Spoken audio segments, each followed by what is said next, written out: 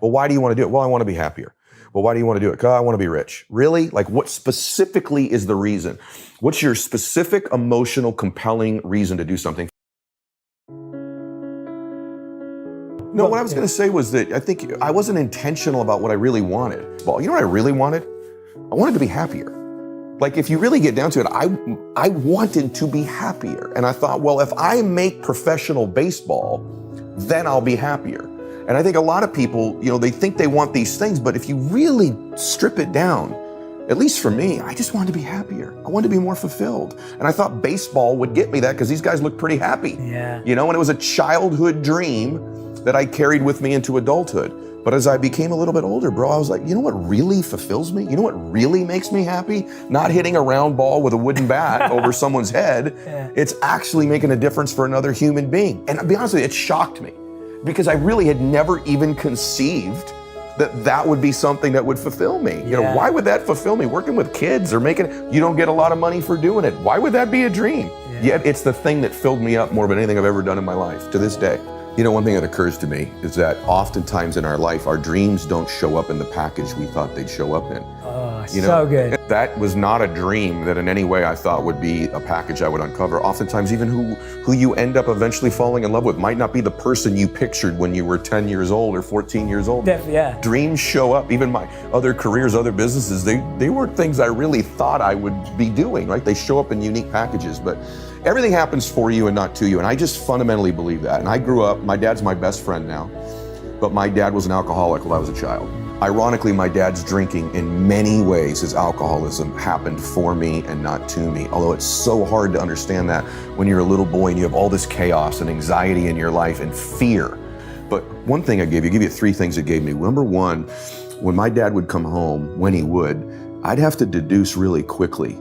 I have to look at him and be present. Which dad am I getting? Am I getting happy, sober dad who wants to play with me? Or am I getting drunk, kind of angry, disconnected, mean dad? Wow. And so I built these skills as a young man because of my dad's drinking, of being present with people and assessing them, really. Second thing that happened was my dad got sober. I'm now living back at his house as a grown man. And he comes back from the AA meeting, first sobriety meeting, and says, hey, I got you a job. You're getting off the bed tomorrow morning. Get down to McKinley Home for Boys. I said, what is that? He goes, I don't know, but I got you a job at $6 an hour. Show up 6 a.m. I walk in the door at that 6 a.m. meeting. I said, I'm here for the job. What is it? I said, I have no idea. My dad sent me here. I'm like, holy crap. And I walk down to Cottage 8 and all the boys, there's 10 boys there, all 8 to 10 years old, getting ready for school. And I open the door and the whole room stops and they all stop and stare at me. And little did I know in that moment, my life would change. I became their father, their big brother. I went trick-or-treating. I was there for Christmas. I'd do their homework with them. As a young man, athlete, full of ego, I'm getting chills. I had to serve these boys. And the third thing my dad's drinking did for me is it equipped me for that moment. Because these boys all had the same anxiety. They were wards of the court. Their parents were dead, incarcerated, or had molested them. And so although I didn't have that kind of anxiety, I knew what it was like to be a little 8-year-old boy and be fearful and be scared.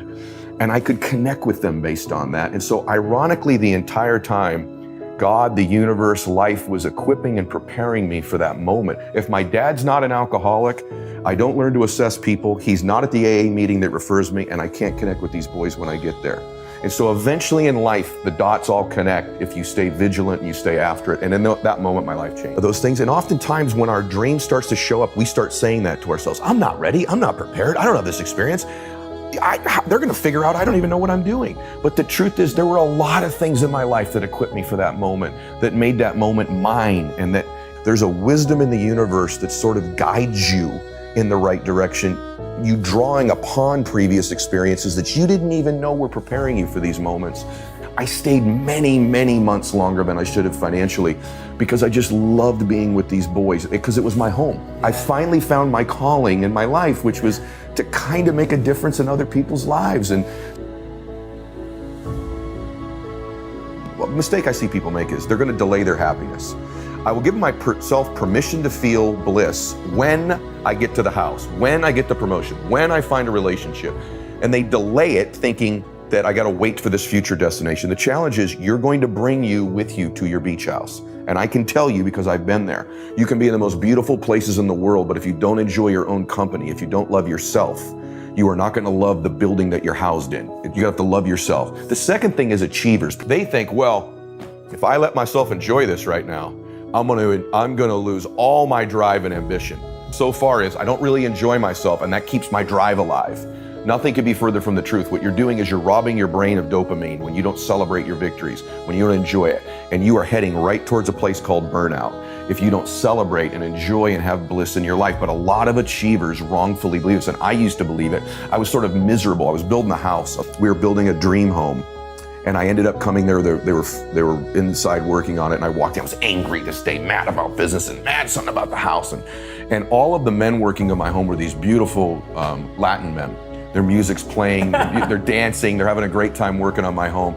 And if you measured life in that moment by happiness, they were beating me terribly, because although I had these external things, I was robbing myself from any bliss in that moment. It was ironic. The man building the mansion was miserable, and the men in there working on it were blissful. And it just struck me watching it that day. I said, shame on you. And what I was lacking, as you talk so beautifully about, was gratitude. I didn't have sincere, specific gratitude. I was grateful for being alive, grateful for the breeze, not grateful for the specific, beautiful things in my life. The more specificity you give to the things you're grateful about, the compounding effect of that emotion has in your life. And so it simply means this: you can live blissfully and still want to achieve and have an incongruence between what you know you're capable of and where you are. So you achievers, you know what you're great at doing? You're great at getting what you want. You're great at getting what you're intentional about. The reason you are not happy, this is a real fact, you are not intentional about making that a priority in your life. Just the power of intention, of pursuing it, of looking for it. There's a part of your brain called the reticular activating system. And you achievers use this system far better than everybody else in the world. It's a filter, basically. It filters out all the things in your life that aren't important to you. So you don't feel the blood rushing through your left ear. You're not thinking about the clothes on your back. It's why when you're in a room and there's 100 people in there, when someone calls out your name, you hear it above all the other auditory noises.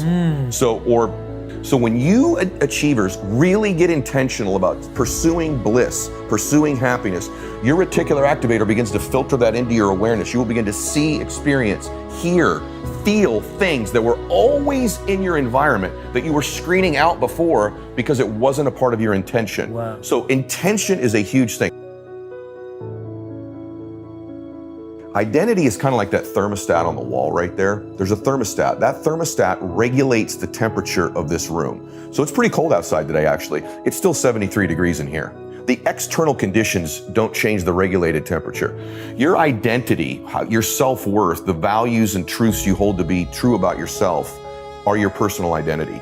They regulate your life. They're a thermostat setting. And so regardless of what external things happen, you see, if it's really cold outside there, this room turns the heater on, heats it back up to 73. If it's super hot outside, it will cool it back down to 73 degrees. It's not the external conditions, it's the internal thermostat that governs your life. It will govern everything. That's why often in your life, you'll get life going. Maybe you've got really fit for a while, or you've made a bunch of money, and then all of a sudden you wake up 6 months later and you're back at that weight again you don't want, and you're financially back where you were. You've turned the air conditioner back down to get life comfortable where you believe you deserve it. So this thing regulates everything. You can have everything else in your life together: fitness or faith or happiness or money. If you're a 73 degree, or if you are going to get 73 degrees eventually, just like this room. How'd I alter it? I believe in the power of other human beings, and I believe God uses other people to alter our thermostat. I've told you 3 times today, intentionally, I want to spend more time with you. The reason is I believe you helped me with my thermostat in certain areas. So what I did, my recipe was keeping the promises I made to myself and adding people close to my proximity who could alter those temperature settings in the areas. Forget wealth. I have a lot of really happy people I surround myself with because they through association raised me to 80 and 85 and 90 degrees of happiness. If you want to increase your faith, you all have seen this. If you're around incredibly faithful spiritual people, your internal thermostat changes. Same with money. You can't be around super fit people in your proximity and not eventually become more fit through proximity. So mine has been proximity of people that raise my temperature setting. Dude, that is such a great analogy again. That's the mistake we're making. We're letting if you just left the doors open, right, and you took the thermostat off, your temperature would be based on what's happening outside. Today's not the best day weather-wise. We'd be freezing in here. Freezing. And that's how most people live, bro. That is exactly how we live. Yeah. Let the outside decide the inside. Got it. And you just let it figure out, wow, that is such a great way of looking at it. And for the record, I want everybody to understand this. I only know this because I lived the wrong way so long. I wasn't born with it. By the way, something I still navigate, I still protect, to use some of the terminology. I protect people, the proximity of people around me. And it doesn't mean that I don't have people in my life that live at lower temperatures. Of course I do, but I manage their proximity to me. So if you have people in your life that are blood and they can't leave your life, but maybe they don't feed you, they take your energy, you need to evaluate their existence in your life, but most importantly, you can evaluate their proximity. Yeah. How much you let them affect you, how regularly you communicate with them, how close they are to you. That's where they have influence over you. My kids, you said about kids earlier, I'll just say this. You worry about their teachers, right? Who their teachers are, because that shapes them. But who I really worry about with my kids, what do you worry about? Who their friends are. Who's in their proximity. It changes everything. You got that little time in your life where you kind of went the wrong way. I guarantee you there were some people you were running with then that moved your temperature setting in the wrong direction. Always. And then after college, you end up being with the monks, right? My gosh, did you get in the proximity of people who live life blissfully and more happy and more peacefully? Their temperature setting on bliss, happiness, and peace is off the radar. That is such a great piece of advice. Tell me now how do they start creating that proximity with the greatness? Right. With that higher temperature, with the people that can pull them up? Like, do I email people? Right, I don't have access to walk in and work out with Sylvester Stallone. That's what right? I mean, yeah. That's a great point. That's one of the powers of digital media, number one. Let me say one thing to everybody. Like your book that's out right now, my book, podcasts, those are an extreme proximity to you. They're literally in your ear. They're in your visual awareness. So it's guarding myself. I watch very little television now. It's giving the digital influence to myself. The second thing I would say is I would ask myself, where do these people congregate? I'm not talking about wealth. I'm talking about where do people congregate that I could begin to become into their proximity. And so I'll be honest with you, one of the places that's been great for me in my life has been a gym. Oh, wow. I'm telling you, people think that's a very simple thing, but in my gym, people that are typically trying to care for their physique and their body care more about growth and proximity in their life. And so the gym's been great for me that way. In fact, if there's too much separation, they have no magnetism to alter your thermostat. If you're at 73 degrees and I'm at 150, our vibrations are too different. You want someone who's at 78 or 79 degrees, and those people are around you all the time. And through time, there's a progression where that thermostat setting keeps changing. You're 100% right about that. Yeah. The one thing I have found is that people think they have reasons and they're very general. Specificity is one of the rarest things I can get from people when I coach. Well, why do you want to do it? Well, I want to be happier. Well, why do you want to do it? Because I want to be rich. Really? Like, what specifically is the reason? What's your specific, emotional, compelling reason to do something? For example, I am relatively fit. And it's not because I'm super disciplined. I'm a lazy person naturally. I have massive reasons which has caused me to create disciplines around me. When I was 30, I had a heart attack. And most people don't know this. I've not talked a lot about this. And I went and saw a remarkable doctor. And he looks at the chart and he looks back at me and goes, I can't believe those arteries are in that young of a body. And I went, oh my gosh, what's in the scan? He's loading me up with reasons. So he gets back, listen to this, Jay. He says, he puts my chart down and he goes, do you have children? I said, yes. He says, do you have a daughter? I said, I do. He said, how old is she? And I said, she's a baby. And he said, are you interested in walking her down the aisle on her wedding day? And I went, what did you just say? He said, I want to know if you want to be there and walk your daughter down the aisle on her wedding day. You don't talk to a dad about his daughter. You got my attention. I go, what the f is in that scan, man? And he goes, I want you to listen to me right now. If you don't change what you're doing, another man is walking your little baby girl down the aisle on her wedding day. Do you got it? And I said, yes, sir, I do. And he goes, but if you listen to me and you do exactly what I tell you, you'll be there for her wedding day.